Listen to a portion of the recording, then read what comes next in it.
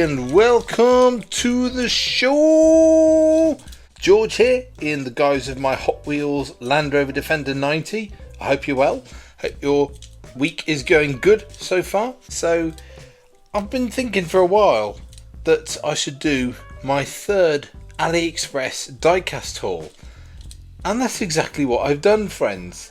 So yeah, I bought 4 items again, all pretty cheap apart from one which, despite its size, was quite expensive. But anyway, we'll see what it's like. We'll see whether it's worth the money. You know the drill with these by now. I will put links to the listings for all these items in the description below. 3 items have arrived so far. They all came in the same bag. I know what one of them is because it's a bigger box than the rest, but let's have a look what the other 2 are. I think I know what they are. So again, like the last AliExpress diecast haul that I did, 2 of these vehicles I've never heard of. The other 2 are recognisable. One of them a lot of people on this channel will recognise for reasons that will become clear, but we will get to that later. Come on. I know I say this every time I unbox stuff from AliExpress, but their packaging is top notch. They really want to make sure that stuff doesn't get broken. I mean, this is just from my personal experience with stuff that I've unboxed. I don't know if, well, I'm sure there have been lots of instances where people have bought something off AliExpress and thought, oh god, it's broken. But yeah, so here's the first one, and... yes. Here's the box. So this is one of the ones that I've never heard of. I'm not sure of the company that it's made by, actually. There we go. The company that makes these is called Perka.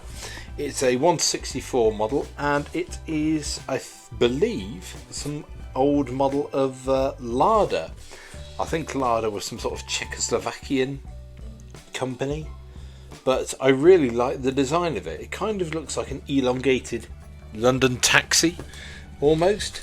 But yeah, it's sort of like a off orange coloured box. I thought it got like a cityscape or a countryscape in the background, maybe.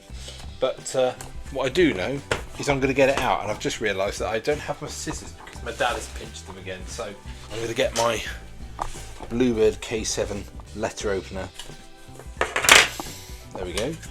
That opens pretty easily, and come on. Unfortunately, the box did get a bit crumpled in the packaging, but hopefully, well, I can feel because it's pretty well sealed. Oh my god. Wow. That is weighty.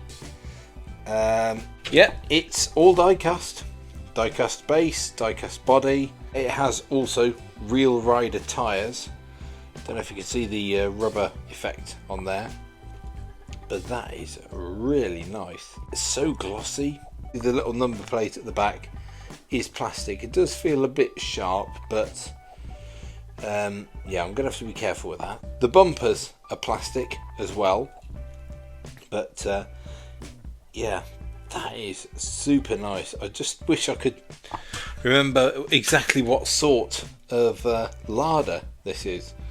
But yeah, the only Ladas I've seen are like the ones from the late 60s, early 70s. They look a bit more like Vauxhalls. They're a bit more of a boxy design. I've never seen one that looks like this.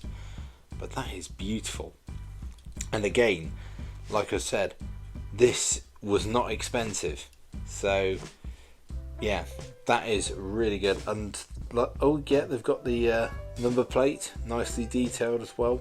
And I think those are little plastic headlights as well.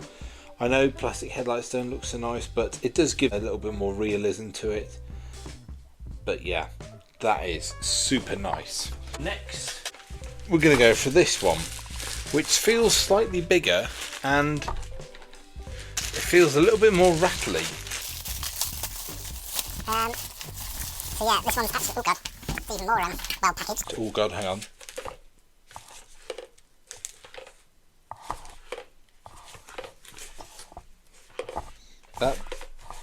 That's not a good sign. Okay. Hopefully nothing's broken, but oh, here we go. Ah, right, okay, I see what I see how this is packaged. This is packaged more like one of the ones that you tend to get. Ooh, free polystyrene. This is packaged more like one of the ones that you tend to get free with like a collector's magazine or something. Because it's got the, it's obviously on some sort of stand, but it's got a cardboard backing. Come on. Yeah, there you go. Got it out, and here it is. And even though the listing said this is a 1/64 model, this is definitely not 1/64. As you can see, it's much bigger than the Lada that we just unboxed. But yeah, this is the other one that I've never heard of before. It's apparently a Czech car, and it's a Tatra 603-1. I do not know anything about these, but it looks a really interesting design. So yeah, like I say, this is one of the ones that's backed on cardboard, and So,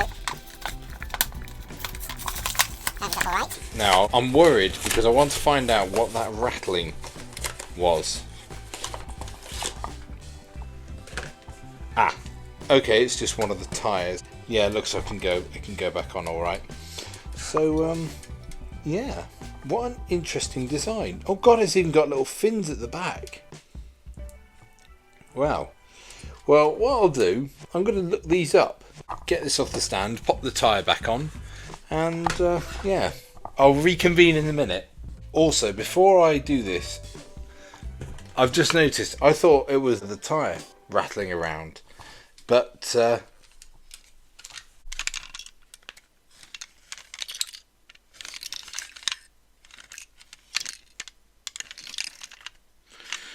there is clearly something that has broken off inside, rattling around, which is not good. Not good at all. Anyway, well, I've got good news and bad news. The bad news is I've been working at it for 10 minutes and I still haven't managed to get it off the stand, because I've tried every screwdriver that I have and none of them work. But the good news is that in the process of trying to remove the screw, whatever was rattling has stopped rattling. So whether it's fallen out or what, I don't know. But yeah, this is not coming off the stand, but I want it to, so I'm going to keep trying. Back in a bit. 3 hours later. Hang on.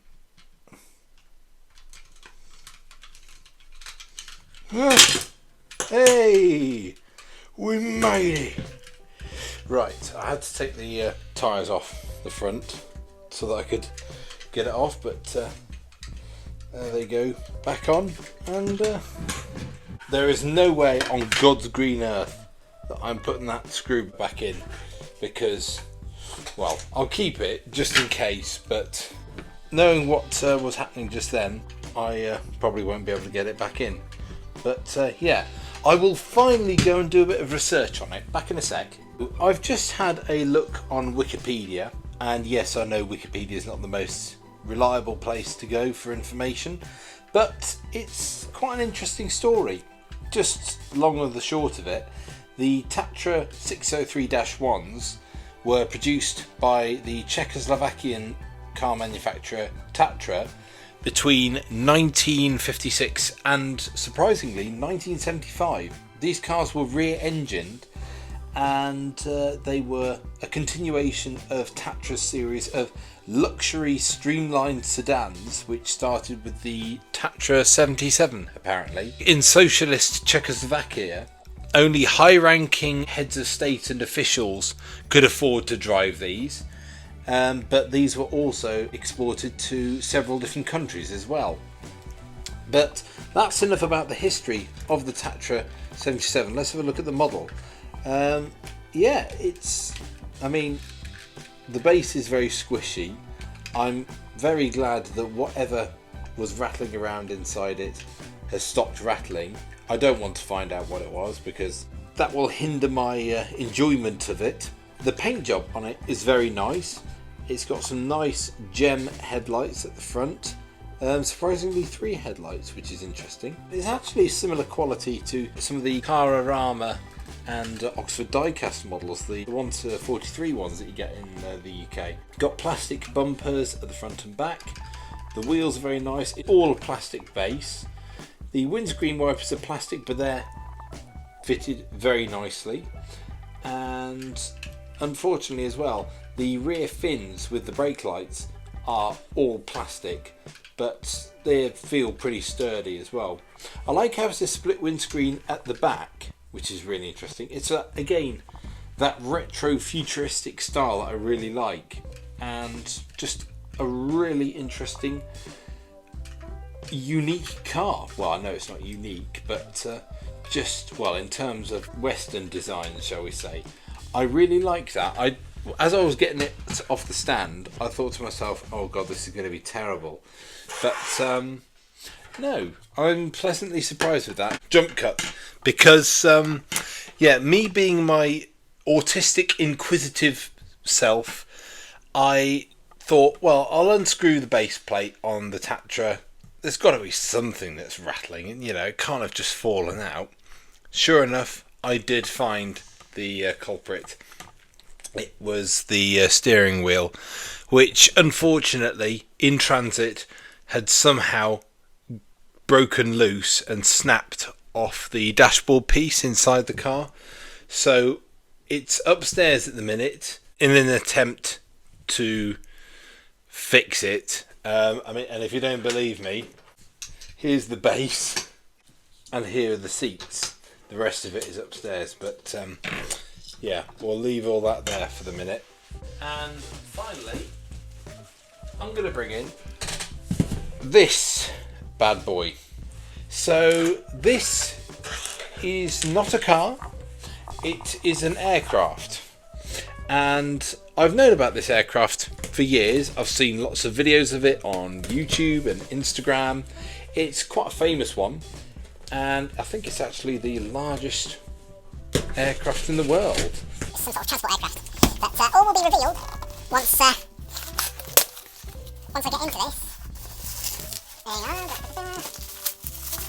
Oh, nice. So, here's the box, and there is a picture of the plane. And this is a diecast model of the Antonov 225, which, again, according to Wikipedia, and I'll link to this article in the description, was originally designed as a strategic enlarged transport aircraft by the Antonov Design Bureau during the later years of the Soviet Union, and it was designed in the 1980s as an enlarged version of the Antonov AN-124 transport aircraft, which was originally intended for transporting Buran, I'm not sure how to pronounce it, B-U-R-A-N, spacecraft. It's a very famous aircraft because it's got 6 engines, because why not? And oh look, there we got a sad onion,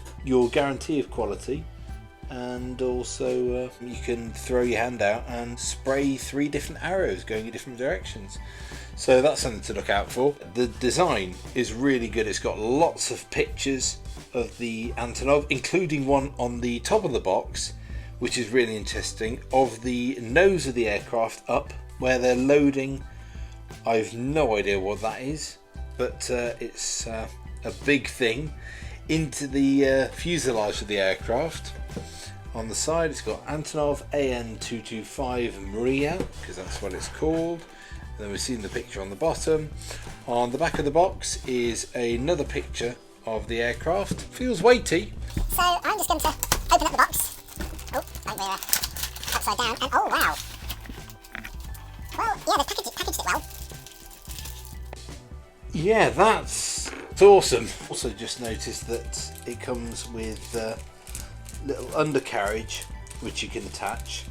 But I think for the minute I might just leave it as it is without, because I just quite like it as if it's in flight mode. But anyway, it also comes with a little stand. It doesn't have Antonov or anything on it, but nice enough. It's serviceable, and basically the stand itself just slides in, and that is really, really sturdy. And here is the model, and I'm not exactly sure what scale this is supposed to be, but as you can see, it is super detailed. I would love to see this thing in real life, because I've seen videos of it flying in and out of different air shows. But the paint job is really nice on it. It's mostly a die-cast body. The wings are all die-cast, including the engines. The rear fins on the tailplane are plastic, but we can forgive it that, because that is just super high quality. I don't even know the name of the company that made this. Can we learn anything from the side of the box? Ooh, no, there is literally nothing on the box about who made it anyway. Looking underneath the nose of the model, there is some writing. It's just saying Antonov. Maybe this is made as like a promotional model by Antonov. I really don't know, but what I do know is I am super pleased with this. And again, this was not expensive. Yeah, that is just super nice. Really like that. Yeah, I don't really want to put the undercarriage in, but the thing is, from the sides you can't really tell, which is quite a nice thing as well. So 3 really interesting models in their own rights, and so yeah, only one more to come, and I will see you to review that whenever it arrives in 3, 2, 1. The final model in this haul this time has arrived today, a couple of days after the first 3 arrived. Like I said, people who've watched one of my recent videos will recognise this car, because, oh god, the Antonov's got caught in the debris, and here it is. And I don't know who makes this. I think, looking at the box, it might actually be Diecast Team, a regular on these AliExpress diecast hauls. But here it is.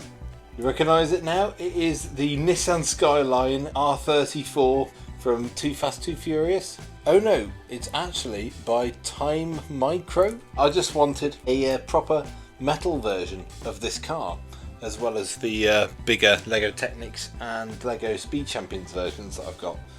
But yeah, the packaging, it's got really nice designs, similar designs in places to those decals on the car itself.